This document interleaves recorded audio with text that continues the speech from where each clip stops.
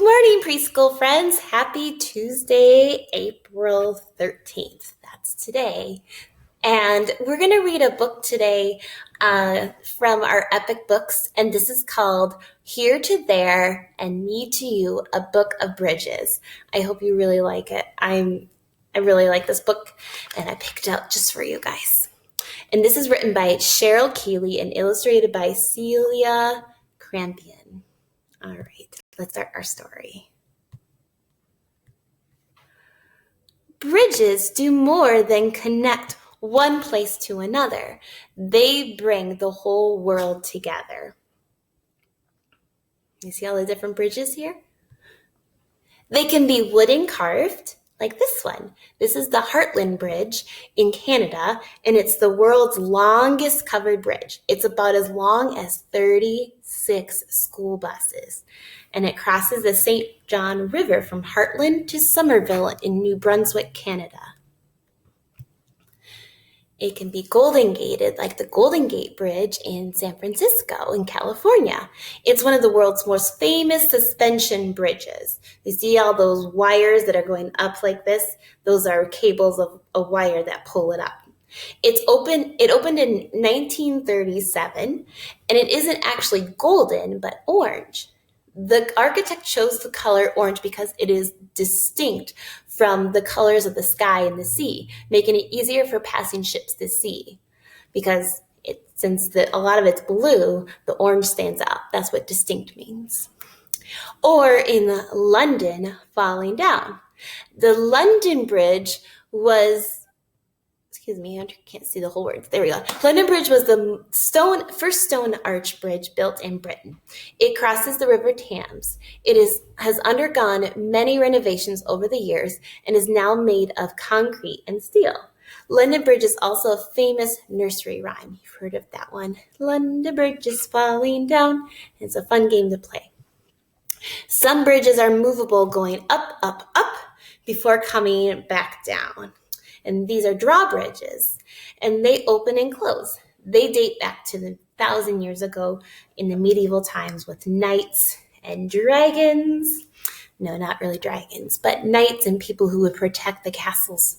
Today, drawbridges help let boats go past. So they open up so then boats and ships can pass by. Back where I live, there's a river and there's a drawbridge, and it's not like this, but the middle part goes up and down so that tall boats can go by. While others are simple stones placed 1, 2, 3 to make a safe crossing. Stone bridges can be as simple as a few stones placed across a shallow stream. This is sometimes known as a clapper bridge, or they can be complex structures such as South America's Puente de Piedra in Lima, Peru, which crosses the Rimac River. It's known as the Bridge of Eggs because the mortar used, like the cement, it's for building the bridge, it was mixed with bird eggs to make it stronger. I guess those are pretty hard shells. Bridges can also be just for animals to help them find new homes, new friends, and plenty of food. So in Banff National Park in Canada, it has the most wildlife bridges in the world. The crossings allow animals such as bears, wolves, moose, and lynx to safely cross roads and highways. Do you see the road below? That way they can be safe. Trains can use bridges to clickety-clack along, carrying people to people, family together again. So this is a railway suspension bridge that was built over the Niagara River at Niagara Falls between Canada and the United States. I've actually gone there before. The bridge was completed in 1855, and that carried trains and carriages and pedestrians. They didn't have cars back then. Pedestrians are just people who walk over. And they did that for 40 years, but then it wasn't strong enough for the new trains that were heavier. So it was replaced by the Whirlpool Rapids Bridge in 1897, still over like 120 years ago. Some bridges join country to country, making a big world seem a little bit smaller. So this is the Three Countries Bridge.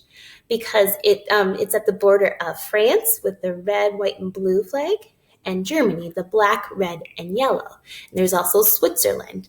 So Germany and Switzerland only truly connect. I'm sorry, Germany and France are the only two that connect, but Switzerland is only a hop, skip, and a yodel away. People like to yodel up in the mountains. Also, bridges can connect neighborhood to neighborhood, turning strangers into friends. The Brooklyn Bridge crosses the New York City's East River to connect Brooklyn to Manhattan, two different neighborhoods in New York City.